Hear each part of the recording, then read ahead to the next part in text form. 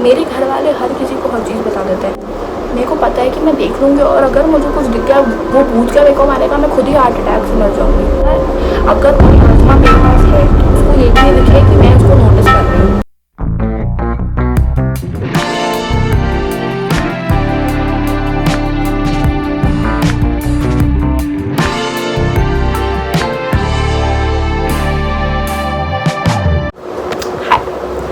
तो आज मैं जो स्टोरी बताने वाली हूँ वो मेरे साथ हुई है और बहुत रिसेंटली हुआ है।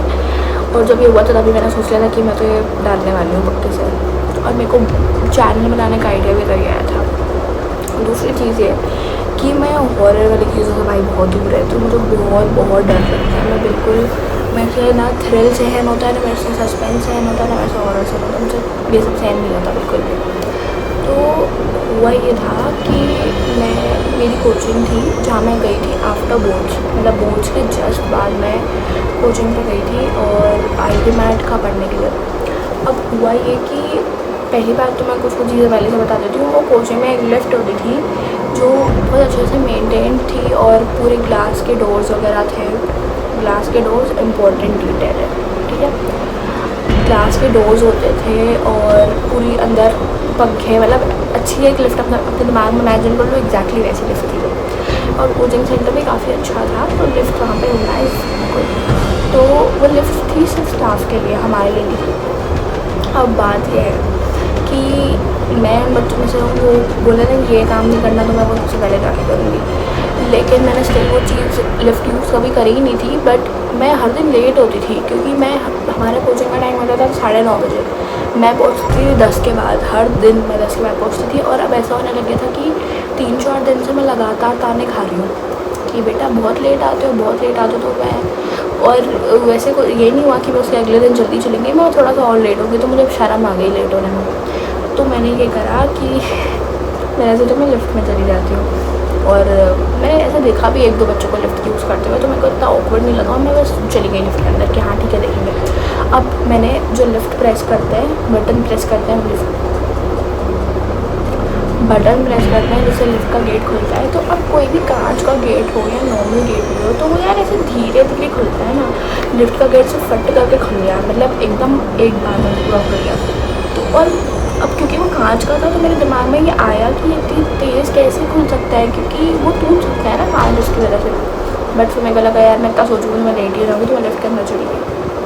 मैंने अपना फ्लोर का वो दबाया, 4th फ्लोर में मेरी क्लास होती थी, और मैंने वो दबाया और लिफ्ट वापस से फट करके बंद हो गई। अब मेरे को लगा कि या तो लिफ्ट ही ऐसी है कि ये ऐसे ही बंद चालू होती है। बट मैंने उसको कभी ऐसे लिफ्ट को कभी ऐसे देखा नहीं था बंद चालू होते हुए किसी और के साथ। इवन कोई टीचर भी निकलता था मैंने कभी ऐसे नहीं देखा था। पर मुझे लगा चलो ठीक है, अभी भी की दिक्कत हुई, जैसे हम इग्नोर कर देते हैं चीज़ें दिमाग में, लेकिन हमें नहीं करनी चाहिए। अब हुआ ये कि और मेरे को पता था कि लिफ्ट नीचे जा रही है, लेकिन हमें जाना ऊपर था। और नीचे क्यों जाएगी, ग्राउंड फ्लोर पे हम थे, तो लिफ्ट का नीचे जाने का क्या सेंस है। अगर मैं मान लेती हूँ कि अंडरग्राउंड या बेसमेंट में कुछ बना हुआ भी है तो हम वहाँ के जा रहे हैं जो मैंने बटन से ही दबाया था। और लिफ्ट की लाइट्स बंद हो जाती हैं एकदम से, झूठ नहीं बोल रही मैं, सच में लाइट्स बंद हो जाती है, पंखे बंद हो जाते हैं। और मेरे सामने कांच है जहाँ से एकदम बंद हुआ था, मेरे पीछे एक मिरर है जहाँ लोग अपनी शक्लें देखते हैं। मैं उस मिरर में देख ही नहीं रही हूँ। मेरे को पता है कि मैं देख लूँगी और अगर मुझे कुछ दिख गया वो भूत क्या मेरे को मारेगा, मैं खुद ही हार्ट अटैक से मर जाऊँगी। तो मैंने कहा कि मैं नहीं देखूँगी पीछे, और मैं ऐसा एक्ट करूँगी जैसे मुझे डर ही नहीं लग रहा है। क्योंकि अब जितनी मूवियाँ मैंने देखी हैं थोड़ी बहुत बॉलीवुड की, उसमें जो डरा वो मर गया, बस इतना सा होता है। तो मेरे को लगा भाई मुझे डरना नहीं है बिल्कुल भी, मैं ऐसा दिखाऊँगी कि मुझे कुछ समझ में ही नहीं आ रहा है कि भूत मुझे डराना चाह रहा है बेसिकली। तो लिफ्ट नीचे जा रही है और लिफ्ट अब नीचे कहीं रुक गई है। तो मुझे लगा कि लिफ्ट की लाइट चली गई है, तभी उसके लाइट पंखे बंद हो चुके हैं, और वो लिफ्ट एकदम से वहाँ नहीं रुकी, लेकिन वो नीचे जाते जाते रुक गई है। ठीक है, थोड़ा टाइम लगा है उसको। तो ये मैंने अपने दिमाग में ऐसा सोच लिया कि ऐसा ही है और कुछ भी नहीं है। अब मैंने कॉल करा अपने कोचिंग वाले सर को। अब एक और चीज़, मैं हमेशा मेरा बैग होता था उसमें मैं अपना फ़ोन फेंक देती थी, क्योंकि मेरे को कोचिंग में काम नहीं आता था। मैं ऑलरेडी इतनी भाग दौड़ में निकलती थी घर से कि मेरे पास फ़ोन उठाने तक का टाइम नहीं होता था। मैं जेबों में डालूंगी, फिर वो कभी गाड़ी में बैठ कर मुझे लगता था गिर जाएगा, तो मैं बैग में डालती थी। अब मैंने अपना बैग खोला और मैंने सारी बुक्स निकाल के बाहर फेंकना चालू कर दी, क्योंकि अब मेरे को जल्दी चाहिए अपना फ़ोन। तो मैंने अपना फ़ोन निकाला और मेरी सारी जो लिफ्ट का वो सरफेस है उस पर हरी फैली हुई है। मैं वहाँ खड़ी हुई हूँ, मेरा बैग नीचे पड़ा हुआ है और मेरे हाथ में मेरा फ़ोन है। मैंने सर को फटाफट से फ़ोन करा, तो मैंने सर को बोला कि सर ये लिफ्ट में क्या दिक्कत है, लिफ्ट रुक गई है, मेरे को समझ नहीं आ रहा। तो सर ने कहा कि अच्छा कहाँ पे रुकी है। मैंने कहा सर नहीं नीचे जाके रुक गई है। तो उन्होंने कहा अच्छा तुम वहीं रुको, मैं किसी को भेजता हूँ, ऐसा उन्होंने कहा। तो ठीक है, अब उसके जस्ट 6-7 सेकंड बाद मैं बहुत डर रही थी और मैंने वापस उनको फ़ोन करा कि सर आप कब भेजोगे, मैं बहुत देर से खड़ी हुई यहाँ। 5-6 सेकंड बाद ही मैं तो उसमें दिमाग ख़राब होने लग गया था। तो सर ने कहा तुम वहीं रुको, मैं किसी को भेजता हूँ। वापस से सेम सेंटेंस उन्होंने रिपीट कर दिया। अब हुआ ये कि मैंने फ़ोन बंद करके वापस से अपने बैग में रख दिया और मैंने फ्लैश ऑन करके आई थिंक उसको सब नीचे टिका दिया था अपने बैग पे कि एटलीस्ट पूरी लिफ्ट में से लाइट हो। और मेरे को ये डर था कि मेरे हाथ में जो ऐसे मैं फ़ोन पकड़ूंगी फ्लैश है, मेरे को कोई सामने दिख गया तो मैं क्या करूँगी। तो मैं चाह रही थी कि फ्लैश ऐसे हो कि वो पूरे उसमें फैले, इसमें भी मैं इतनी साइंस लगा रही थी। अब हुआ ये कि लिफ्ट धीरे धीरे धीरे ऊपर जाना चालू हुई और मैंने हनुमान चालीसा पढ़ना चालू कर दी कि यार कल को कुछ मेरे को इस लिफ्ट के अंदर ही हो गया तो क्या करूँगी मैं। तो मैंने भी हनुमान चालीसा पढ़ना चालू करी और वो धीरे धीरे ऊपर आ रही है और मुझे इतनी मतलब इतनी गंदी स्मेल कि मैं वो बता नहीं सकती कि वो स्मेल कितनी गंदी हो सकती है। मतलब आई थिंक इवन कोई डेड बॉडी की स्मेल भी उतनी गंदी नहीं होगी जितनी स्मेल मुझे वहाँ से आई। इतनी बुरी स्मेल, अगर मैं वहाँ 1 मिनट और खड़ी होती मैं मर चुकी होती। इतनी ज़्यादा गंदी स्मेल आ रही थी और ऐसा कुछ उधर था ही नहीं कि इतनी बुरी स्मेल है। हार्डली क्या होगा, कचरा होगा कहीं जो नहीं पता या कोई कुछ होगा, बट उसकी स्मेल इतनी बुरी नहीं हो सकती। उसकी स्मेल बहुत गंदी थी और मैं वहाँ पे ऐसे खड़ी हूँ ऐसे कि मैं बस ज़्यादा अगर कोई आत्मा मेरे पास है तो उसको ये भी नहीं दिखे कि मैं उसको नोटिस कर रही हूँ। मैं बस ऐसे नाक बंद करके खड़ी हूँ जैसे हाँ कोई बस नॉर्मल सी बदबू आ रही है या मैंने कुछ कर दिया है तो बदबू हो गई है।